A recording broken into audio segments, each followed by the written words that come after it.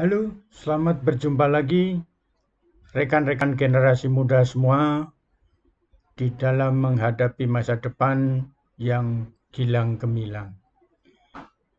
Pada perjumpaan ini saya akan mencoba mengajak rekan-rekan generasi muda seluruh Indonesia untuk belajar strategi sukses menjadi manajer. Pada intinya,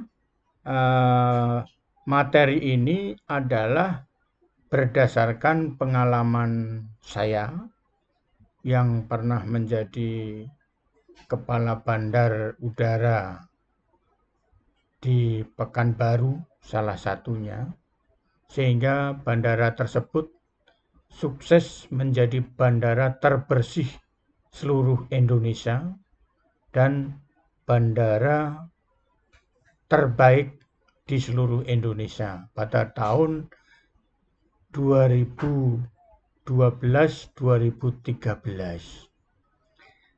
Pada materi ini keywordnya adalah strategi sukses menjadi manajer dan manajemen pemasaran strategi. Selamat mengikuti. Membangun cita-cita. Bagi generasi muda, perlu namanya membangun cita-cita. Baik itu cita-cita pribadi maupun cita-cita sebagai seorang manajer atau pimpinan. Kegiatan yang harus dilakukan, kita harus dapat mengetahui kondisi lingkungan kita, yaitu yang disebut dengan analisis lingkungan eksternal. Kemudian, di samping kita juga harus mengetahui analisis lingkungan eksternal tersebut, karena pada saat ini kita sangat penting sekali mengetahui kondisi lingkungan eksternal kita. Pada saat ini kita sudah pahami semua dan kita sudah rasakan bahwa seluruh Indonesia mengalami namanya pandemi COVID-19. Bahkan bukan hanya di Indonesia saja, tapi juga dialami oleh seluruh dunia. Sehingga hal ini sangat penting kita mengetahui kondisi kesehatan lingkungan kita. Maka kondisi untuk diskusi secara online ini atau secara daring ini masih sangat dibutuhkan. Selanjutnya, kita juga harus mengetahui kondisi diri kita sendiri secara pribadi atau organisasi kita atau perusahaan kita yang di mana kita bekerja. Nah, kondisi ini kita sebut analisis lingkungan internal.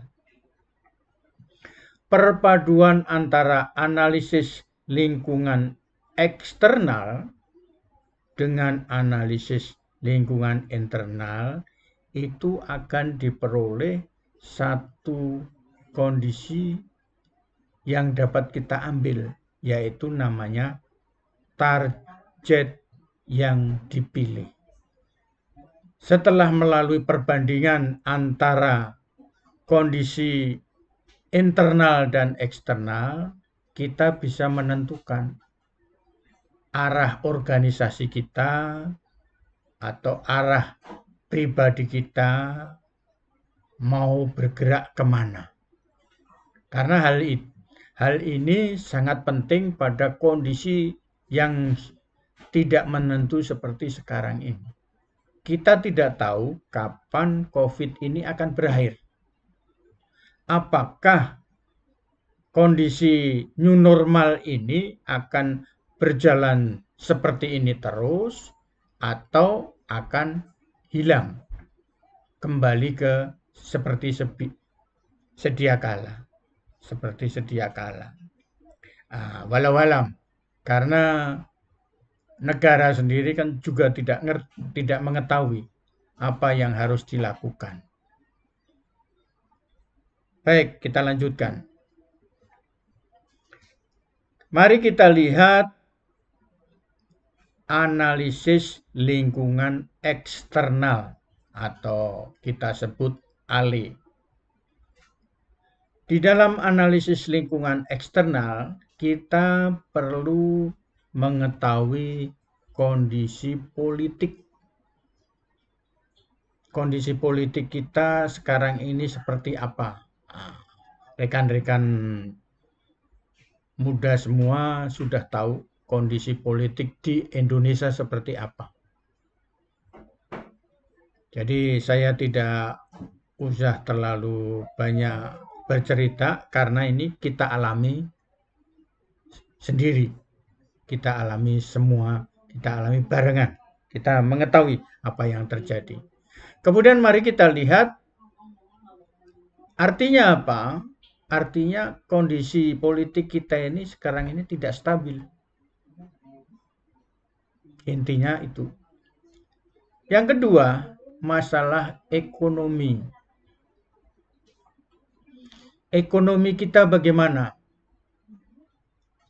Jadi ekonomi kita lihat bahwa dengan adanya pandemi COVID-19 ini, ekonomi kita yang tadinya kita melakukan import dalam banyak hal, dengan adanya pandemi, maka import harus ditutup. Contohnya, segala macam beras, segala macam obat-obatan, semuanya tidak bisa impor. Jadi terlihat bahwa sebetulnya Indonesia itu mampu untuk melakukan kegiatan ekonomi secara mandiri. Tetapi kita melihat bahwa pejabat-pejabat kita itu hobinya impor. Tapi impor yang nggak perlu sebetulnya. Dalam negeri bisa melakukan kegiatan sendiri. Jadi ekonomi kita juga kurang menguntungkan. Kemudian kita melihat sosial budaya. Sosial budaya sebetulnya merupakan modal yang sangat baik bagi Indonesia. Karena apa? Kita itu mempunyai suku bangsa yang beraneka ragam dan banyak jumlahnya. Apabila sosial budaya ini kita kelola dengan baik, ini akan menjadi satu modal yang sangat tinggi bagi Indonesia. Kemudian dengan adanya pandemi ini, otomatis mau tidak mau kita harus menggunakan teknologi informasi, yaitu untuk melakukan komunikasi online seperti yang kita lakukan sekarang ini. Kemudian yang paling penting adalah masalah kesehatan. Masalah kesehatan ini sekarang menjadi satu kondisi utama. Karena di dalam kondisi new normal ini, kesehatannya itu belum mendukung. Kalau kita melihat bahwa pada saat new normal ini, jumlah orang yang kena COVID-19 masih meningkat terus. dalam jumlah yang cukup signifikan, bukan main-main, cukup signifikan. Kemudian kita juga melihat masalah human resources.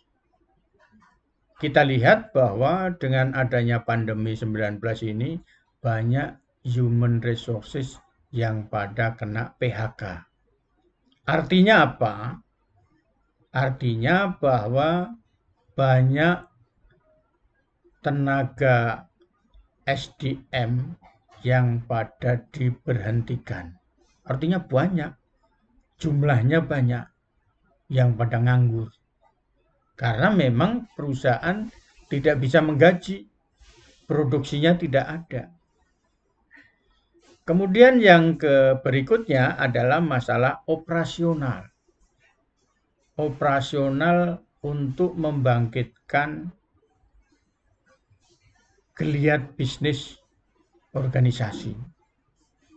Kemudian dari sisi finance, setelah kita berhenti selama 3 bulan karena PSBB tadi, maka keuangan perusahaan kita turun dengan drastis.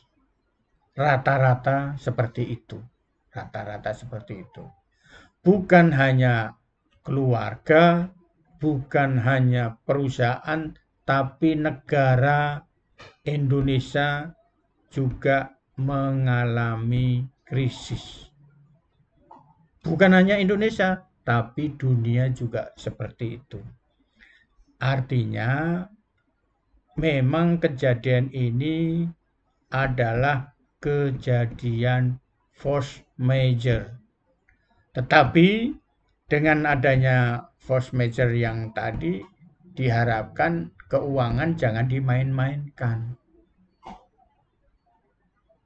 Semuanya kalau berkisar masalah duit artinya menjadi proyek. Nah, proyek itu artinya ada fee-nya. Nah, sebaiknya jangan. Kemudian dari sisi marketing. Bagaimana pemasarannya? Pemasaran yang paling baik adalah pemasaran melalui online saat ini. Karena kita sekarang saja masih harus menjaga protokol kesehatan dengan ketat.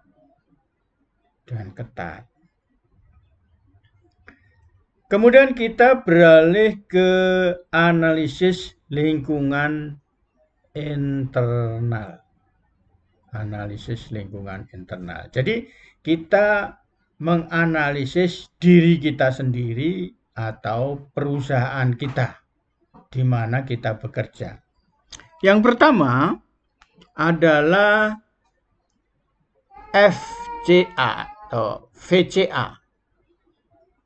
VCA itu singkatan dari Value Chain Analysis atau analisis rantai nilai.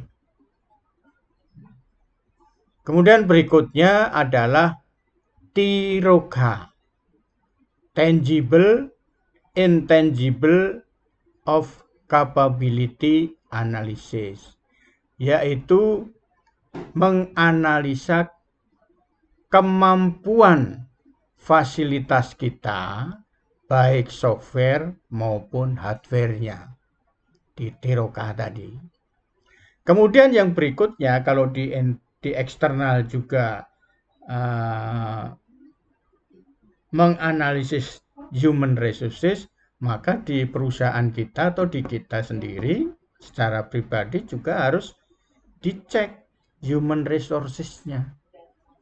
Kemampuannya HRD atau SDM yang ada di organisasi kita atau perusahaan kita itu kemampuannya seperti apa. Begitu pula juga operasionalnya. Operasionalnya itu adalah proses distribusi di internal. proses operasional sehingga kegiatan produksi itu dapat berjalan dengan lancar. Finance sama seperti eksternal, finance di perusahaan pun juga drop. Sangat turun. Nah, sekarang bagaimana kita meningkatkan kondisi keuangan ini supaya kita bisa meningkatkan keuangan kita. Kemudian dari sisi marketing, seperti tadi di eksternal juga, hal yang paling pas pada saat kondisi pasca pandemi ini yang digunakan adalah secara online atau secara daring marketingnya, yaitu menggunakan digital marketing. Saya coba akan menjelaskan lebih dalam tentang value chain model menurut Porter. Kita lihat bahwa aktivitas di satu organisasi itu dapat dibagi menjadi dua. Yang pertama namanya primary activity. Jadi aktivitas utama, aktivitas primer. Kemudian yang kedua namanya support activities atau aktivitas pendukung. Kita melihat di dalam aktivitas primer itu ada 5 kegiatan. Yang pertama adalah inbound logistik. Yang dimaksud dengan inbound logistik ini adalah menerima barang-barang, transportasi, penyimpanan, dan distribusinya. Nah, itu yang dimaksud dengan inbound logistik. Jadi barang-barang yang dari luar kemudian disimpan di dalam gudang logistik, kemudian didistribusikan untuk diolah. Kemudian berikutnya, rantai berikutnya adalah operation. Rantai operation ini adalah bagaimana mengolah bahan mentah menjadi barang jadi. Jadi dibutuhkan ada mesin atau fasilitas dan ada sumber daya manusia sebagai mainnya. Selanjutnya dari operasi tadi akan menghasilkan produk jadi. Produk itu bisa berupa barang, bisa juga berupa jasa. Bisa berupa barang, bisa berupa jasa. Kemudian dilakukan pemasaran dan penjualan. Pemasaran dan penjualan itu adalah berbeda. Kalau pemasaran, bagaimana memasarkan apa yang diinginkan oleh pelanggan. Sementara kalau penjualan itu menjual apa yang diproduksi oleh perusahaan. Jadi beda. Pemasaran sama penjualan.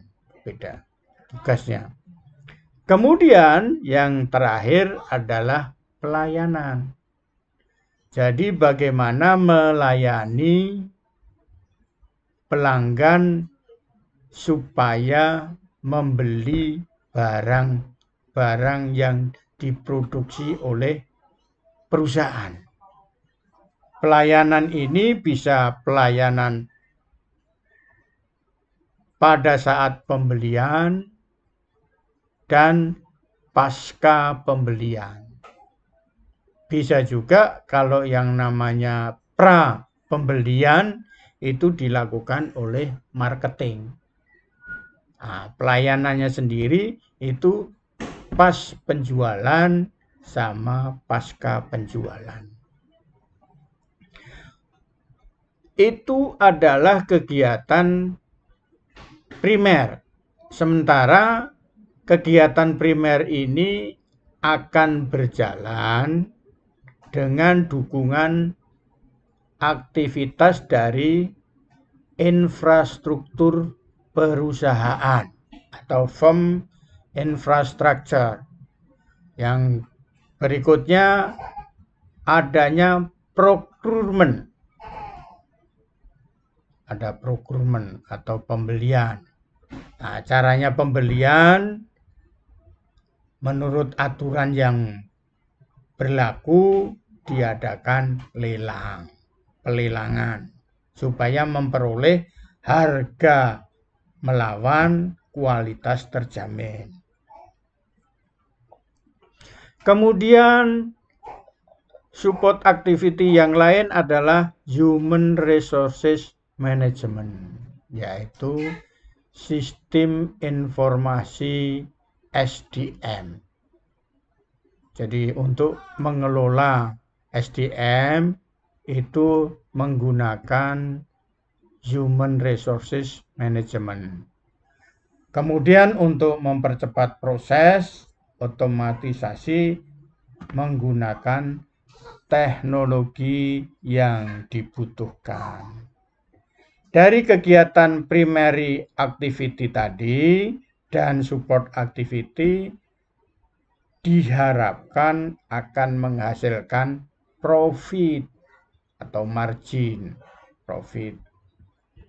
Nah, itu masalah tentang value chain model menurut Porter.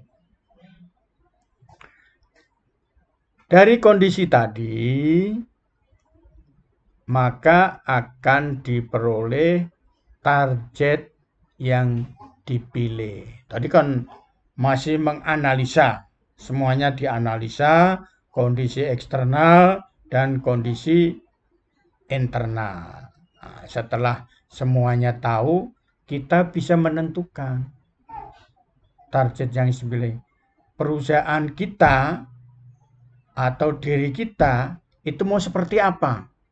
Kalau di perusahaan kita, artinya kita sebagai seorang manajer atau pimpinan tentunya menginginkan laba meningkat. Kemudian kepuasan pelanggan meningkat. Kalau laba meningkat, kepuasan meningkat, tentunya loyalitas juga akan meningkat. Jadi dengan kondisi yang ada seperti tadi, maka apa yang kita rencanakan tidak akan sia-sia. Mudah-mudahan berhasil. Jangan lupa like, subscribe, dan lonceng. Terima kasih.